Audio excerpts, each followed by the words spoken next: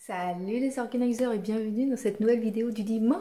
J'espère que vous allez bien. On se retrouve aujourd'hui pour parler de différence. Pourquoi est-ce qu'on a tant de mal à faire différemment dans sa vie pour l'améliorer? Au travers de ces vidéos, je vais vous donner mes propres exemples. Comment ça m'a fait réfléchir sur cette difficulté qu'on a à faire différemment et ce que moi j'ai mis en place pour pouvoir y arriver. Et comme d'habitude, je vous ai préparé un petit exercice en PDF qui sera avec l'article dédié à cette vidéo que vous pourrez retrouver sur mon site internet www.lideorganizer.com. Vous cliquez en haut au niveau des petits menus dans articles et vous retrouverez absolument tous les articles que j'ai écrits. Donc n'hésitez pas aussi à vous abonner à mon blog. Il y a un petit espace au niveau de la page des articles où vous pouvez juste laisser votre adresse email et vous recevrez chaque dimanche un article par mail qui concernera la vidéo du dimanche. C'est parti, on commence. Quand tu t'intéresses au développement personnel, au bout d'un moment, tu entends beaucoup parler d'actions inspirées notamment, et surtout de faire différemment pour obtenir un résultat différent. Et nous sommes beaucoup, puisque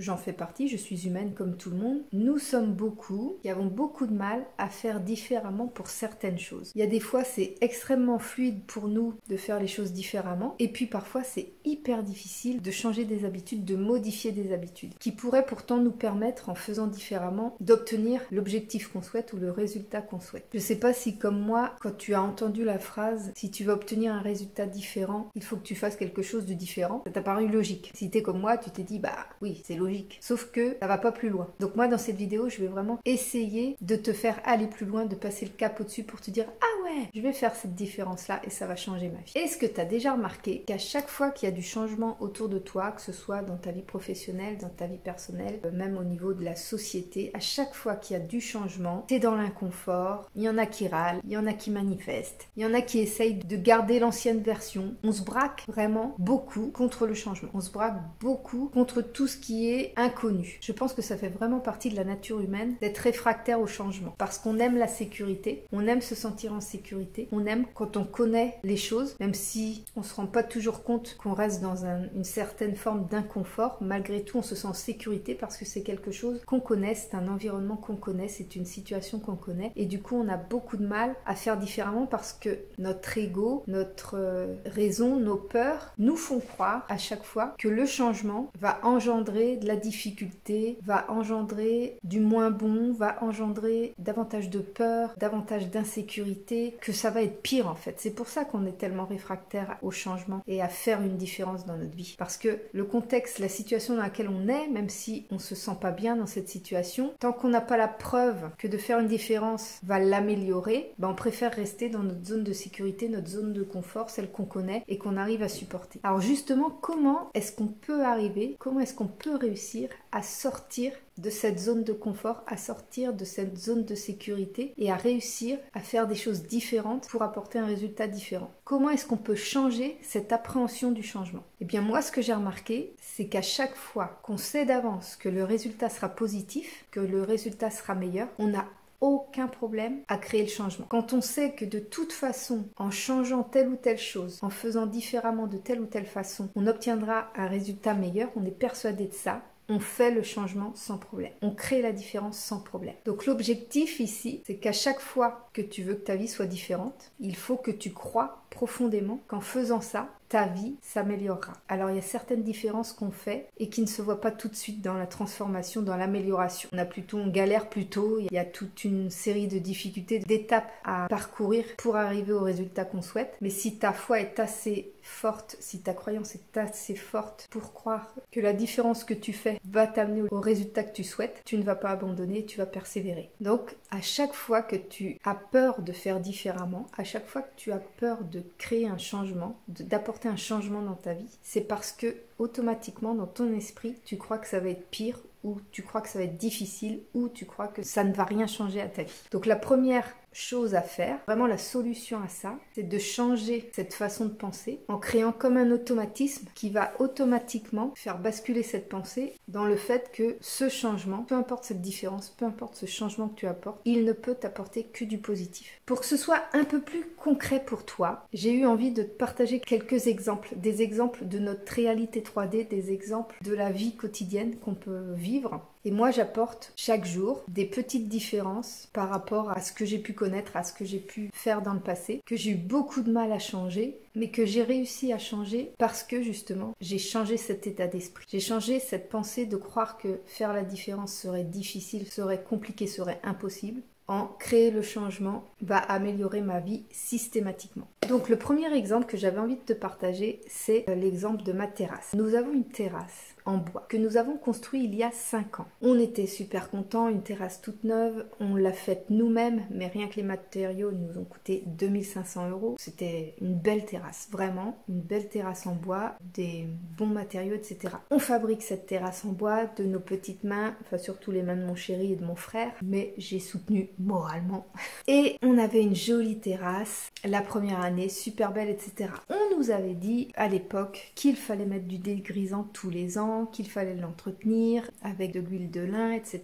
Et on est resté dans nos habitudes, c'est-à-dire que on a un petit peu de mal à faire les choses régulièrement, à entretenir régulièrement. On avait, parce qu'on a beaucoup évolué, on a bien évolué de ce côté-là, mais on avait beaucoup de mal à faire les choses au fur et à mesure. C'était notre habitude, c'était notre façon de faire, ça faisait partie de nous. On était des personnes qui n'avions pas l'habitude d'entretenir régulièrement les choses, que ce soit le jardin, enfin pour tout.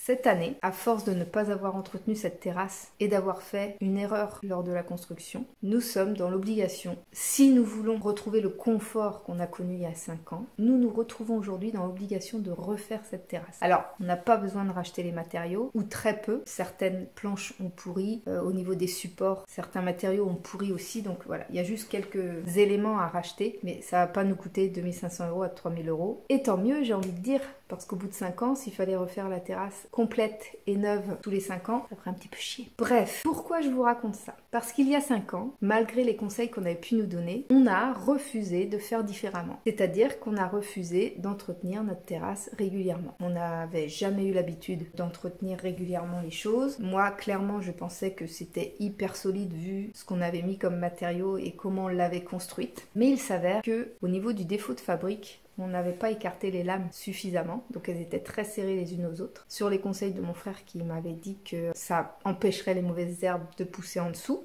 Donc voilà, on a suivi son conseil, sauf que on est dans une zone, malgré qu'elle soit située au sud, cette terrasse, on est dans une zone, on est en Bretagne déjà, on est dans une zone assez humide et le fait que les lames soient si serrées engendre de l'humidité. Et comme elles ne pouvaient pas respirer parce qu'elles étaient trop serrées, eh bien ça a pourri en dessous, ça s'est dégradé, certaines lames ont pourri, en dessous ça a pourri à certains endroits, etc. Donc elles se retrouvent très instables aujourd'hui et c'est pour ça qu'on a l'obligation de la refaire. Est-ce qu'elle aurait été en meilleur état s'il n'y avait pas eu ce défaut de fabrique malgré le manque d'entretien? C'est fort possible, mais il n'empêche que aujourd'hui, avec le recul, je me dis que si on avait fait cette différence-là il y a 5 ans, elle ne serait pas dans l'état où elle est aujourd'hui. Donc, nous avons décidé d'instaurer une nouvelle règle, donc de faire une différence, c'est que tous les ans, nous entretiendrons cette terrasse avec du dégrisant, dégriseur qu'ils appellent ça, avec de l'huile de lin, on la nettoiera tous les ans avant l'été. On s'est mis de nouvelles règles, on s'est mis un nouvel objectif qui a pour but en fait d'améliorer notre confort dans la durée. Au lieu de refaire une terrasse complète tous les 5 ans, eh bien on opte pour un entretien annuel qui durera l'espace d'une journée ou d'un après-midi et qui nous permettra de faire perdurer une terrasse pendant 15 ans. Donc voilà, là je te pose la question. Si tu te retrouves dans ma situation, tu choisis quoi? Refaire ta terrasse complètement tous les 5 ans, donc avec tout ce que ça engendre.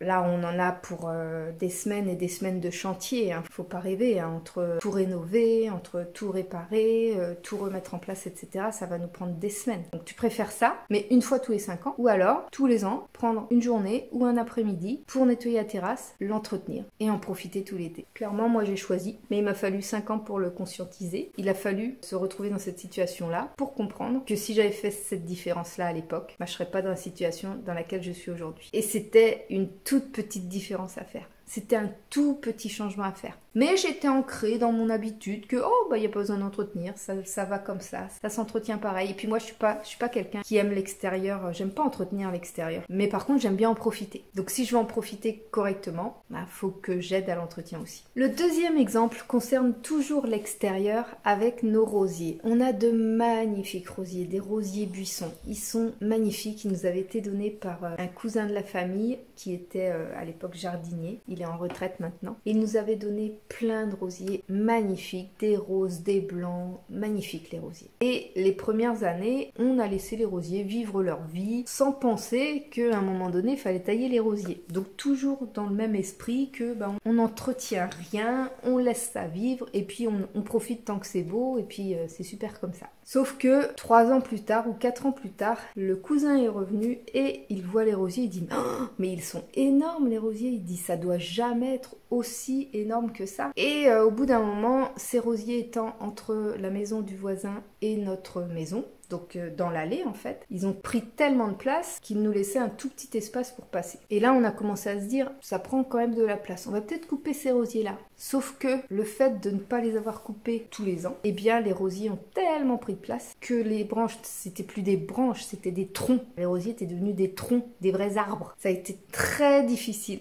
très difficile à tailler. Il a fallu un sécateur de fou, il a fallu une scie même. C'était une catastrophe. Les tours à la déchetterie, on n'en parle même pas au niveau de la quantité. Et ça a été vraiment une corvée sur plusieurs jours d'évacuer tous ces rosiers. Mais malgré tout, malgré cette année un peu compliquée, on a décidé les années suivantes de ne pas les couper tous les ans et de continuer de le faire une fois qu'on trouverait qu'ils sont un peu trop imposants. Donc comme on n'avait pas compris la leçon le premier coup, on l'a compris la deuxième. Donc là, 3 ans plus tard, on se retrouve dans la même situation. Et la rebelote, et là j'ai le déclic puisque je travaille sur moi et que je travaille sur tout plein d'aspects de ma vie. Et donc celle-ci en fait partie, au niveau des habitudes, au niveau des croyances, au niveau des pensées, etc. Et là, je me suis dit, c'est pas possible de se donner autant de mal tous les 3 ans, alors que si on le faisait tous les ans, ça nous prendrait un après-midi et on aurait beaucoup moins de quantité à les déposer en déchetterie. On se fatiguerait moins puisque les branches seraient pas aussi épaisses que quand ça devient des troncs d'arbres. Donc voilà, j'ai vraiment pris conscience qu'en fait, de ne pas avoir fait la différence 3 années plus tôt, de ne pas avoir compris que si je faisais différemment, ça me faciliterait la vie en fait, eh bien je me suis rendu compte que là, il était temps de faire une différence, de faire du changement. Et donc, depuis, c'est fixé qu'en septembre ou octobre, la taille des rosiers sera faite. On fera la taille de tous les buissons et les rosiers en fait, tous les ans, à la même période, pour rendre la corvée, entre guillemets, beaucoup moins pénible. Et là, encore une fois, je te pose la question. Est-ce que tu préfères couper des troncs d'arbres tous les 3 ans et vraiment t'embêter,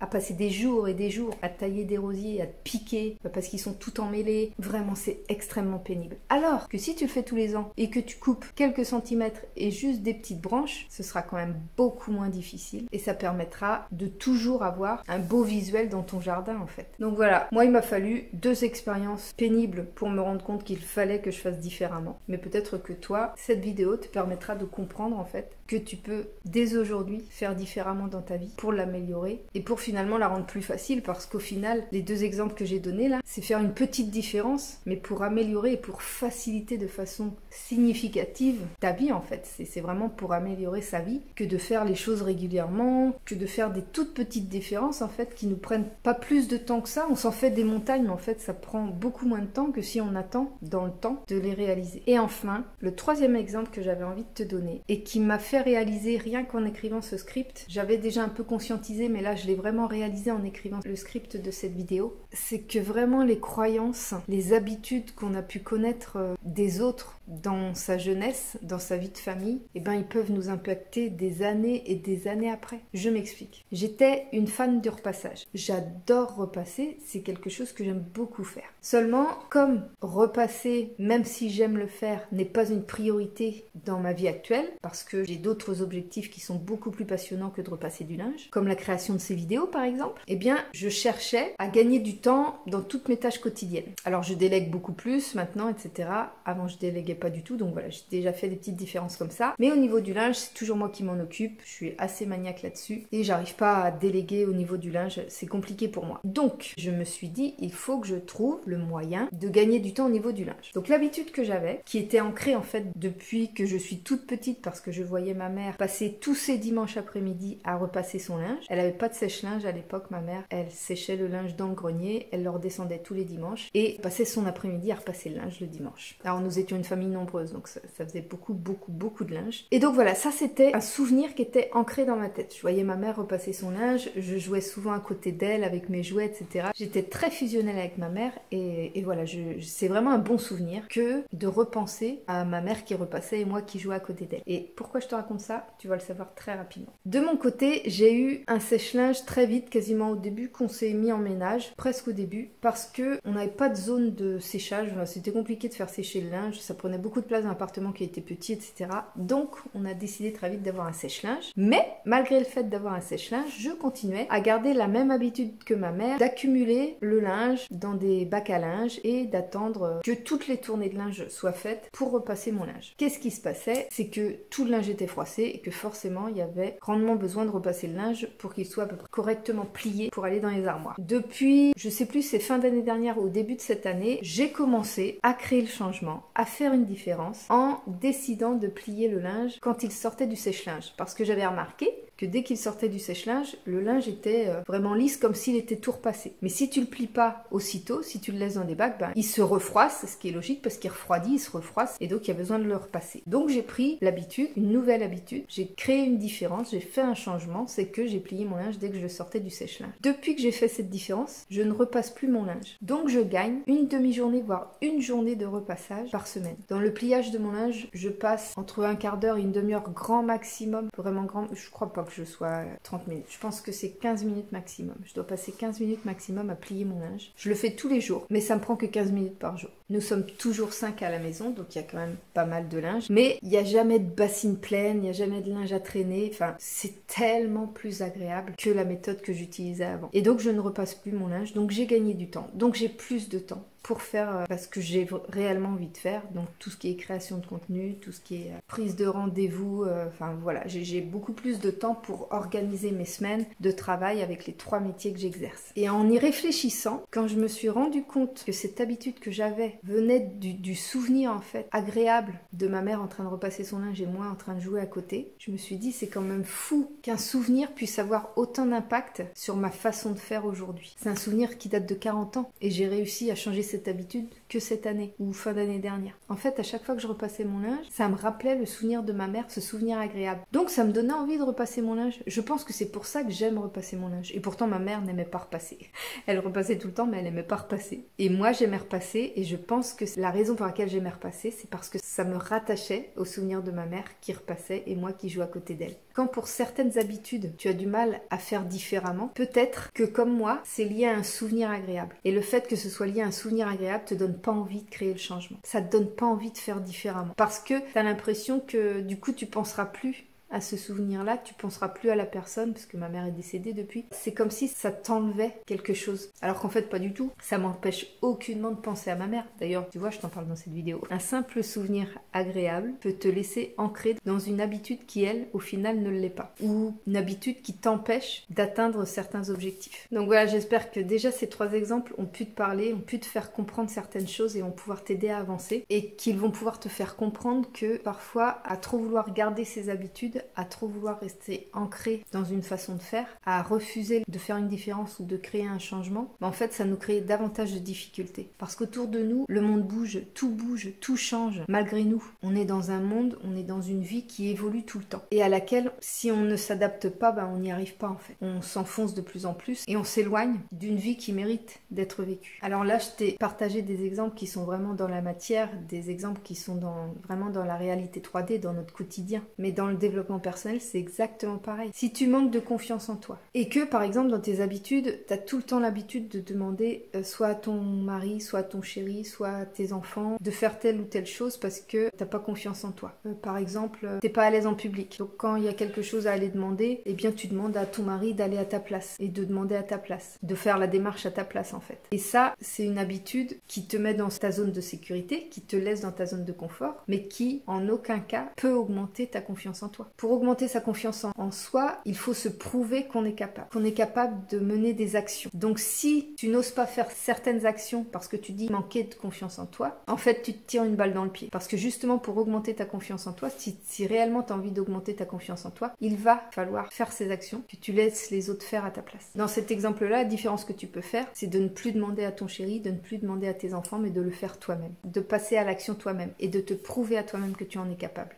C'est ça qui va augmenter ta confiance en toi. Un autre exemple, admettons que tu ne t'aimes pas et que chaque occasion, chaque situation est bonne pour te dénigrer, pour te rabaisser, pour t'auto-saboter en fait. Donc tu te traites de conne, tu te traites d'incapable, tu te traites de nul, enfin bon bref, toutes ces bonnes paroles qu'on peut se dire quand on ne s'aime pas. Mais si tu décides de faire une différence en te disant à chaque fois que tu te dénigres, tu te dis une parole réconfortante. Par exemple, si tu te dis non mais je suis trop nulle et que tu dis non, je ne suis pas nulle, je suis capable, je suis compétente, je vais y arriver. Si à chaque fois que tu te dénigres, à chaque fois que tu te rabaisses, tu rectifies directement avec une parole positive envers toi-même, tu vas créer le changement. Tu vas créer la différence et tu vas commencer à t'aimer. C'est ça que veut dire la phrase. Pour obtenir un résultat différent, tu dois faire des choses différentes. C'est exactement ça. Et quand tu changes ton regard sur toi, quand tu changes ton propre regard sur toi, tu changes automatiquement le regard des autres sur toi. Parce que tu ne te comporteras jamais de la même manière quand tu te rabaisses que quand tu te valorises. Si quelqu'un te fait un compliment, tu vas sourire. Si quelqu'un te dit une méchanceté, tu vas faire la gueule. Bah là c'est pareil. Si tu te parles mal à toi-même, bah tu vas pas rayonner. Si tu te parles bien, tu vas rayonner et tu vas attirer à toi des personnes qui auront envie de bénéficier de ton rayonnement. Et comme la loi de l'attraction, c'est une histoire de vibration, en rayonnant davantage, tu vas vibrer haut, tu vas vibrer positif et tu vas attirer à toi des choses à la même vibration que toi. Donc plus tu rayonnes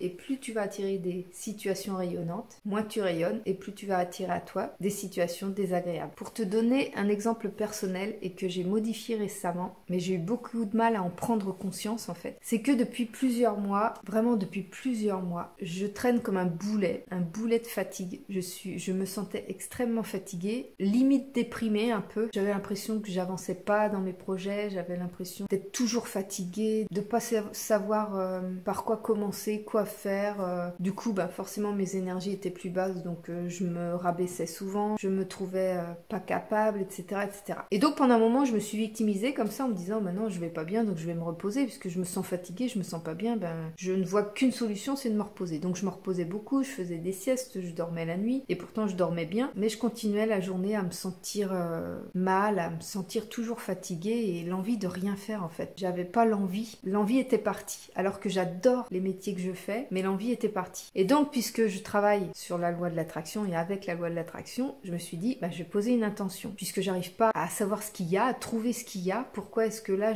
plus rien ne me plaît en fait, plus rien ne me donne envie, je vais poser une intention et demander à l'univers de me guider vers la raison qui m'amène à être comme je suis aujourd'hui. Pourquoi est-ce que je suis comme ça et me guider vers la solution à trouver pour que je me sente mieux en fait, pour que je me sente plus apaisée, plus heureuse, alors que j'avais tout, je veux dire, je suis très heureuse de ma vie, j'aime beaucoup ma vie, j'ai vraiment construit quelque chose qui me correspond, qui est vraiment aligné avec moi et pourtant je me sentais pas bien. Donc j'ai vraiment demandé, je dis qu'est-ce qui a changé, qu'est-ce qui fait qu'aujourd'hui je me sens mal alors que j'ai vraiment tout ce que je veux autour de moi. Et là, l'univers m'a répondu en mettant sur mon chemin plein d'informations au sujet de la ménopause, la préménopause, etc. Et ça m'a permis de me rendre compte que mon alimentation ne correspondait plus du tout avec mon dérèglement hormonal. Donc j'ai réajusté en faisant une première différence parce que vouloir tout changer d'un coup, c'est très compliqué parce qu'il faut énormément de volonté et puis ça chamboule un peu trop. Personnellement, si je veux tenir dans le temps, je sais qu'il va falloir que j'y aille petit à petit. Donc, la différence que j'ai faite, c'est de changer mon petit déjeuner. Je suis passée d'un petit déjeuner sucré à un petit déjeuner salé. Et ça a fait toute la différence. J'ai retrouvé de l'énergie, j'ai retrouvé le moral, je suis très heureuse, je suis hyper épanouie. Je sais pas si ceux qui me suivent depuis un moment s'en sont rendus compte. Je faisais beaucoup moins de vidéos parce que j'étais en énergie basse, donc j'avais pas envie de transmettre de mauvaise énergie. Là vous voyez que mes vidéos sont revenues vraiment, les vidéos longues je parle, sont vraiment revenues en quantité bien supérieure et ça c'est vraiment dû au fait que j'ai retrouvé mon énergie. Donc je pense que vraiment on voit la différence. Moi je la vois clairement la différence, je suis beaucoup mieux, je me sens hyper bien et tout ça parce que j'ai juste changé une chose dans mon alimentation, c'est de passer d'un petit déjeuner sucré à un petit déjeuner salé. Je l'ai expliqué dans une vidéo, il me semble, dans un vlog peut-être. Pourquoi ça fait une différence de passer d'un petit déjeuner sucré à un petit déjeuner salé, c'est parce que quand on a un dérèglement hormonal dû à la préménopause, on a beaucoup plus de mal à éliminer les glucides et on a beaucoup plus besoin de protéines. Donc voilà, c'est pour ça que j'ai changé mon petit déjeuner et ça fait vraiment une grosse différence. La deuxième différence que ça a fait, c'est que je suis une gourmande et que j'aimais beaucoup mes carrés de chocolat, ma cuillère de Nutella, des bonbons que les enfants s'achetaient, je leur en piquais souvent, etc. Et je m'étais même pas rendu compte qu'à chaque fois que je mangeais des sucreries comme ça me plombait au niveau de l'énergie. J'étais une carpette après, c'était affreux. Et le fait de prendre un petit déjeuner salé, alors que je suis une gourmande, le fait de prendre un petit déjeuner salé, ça me donne plus du tout envie de manger des sucreries. Alors hormis le fait que comme j'ai pris conscience que ça me faisait plus de mal que de bien, bah du coup déjà la volonté elle est plus parce que j'ai pas du tout envie de me sentir mal, d'avoir des maux d'estomac, d'intestin, etc. Donc déjà ça me donne pas envie de manger des sucreries.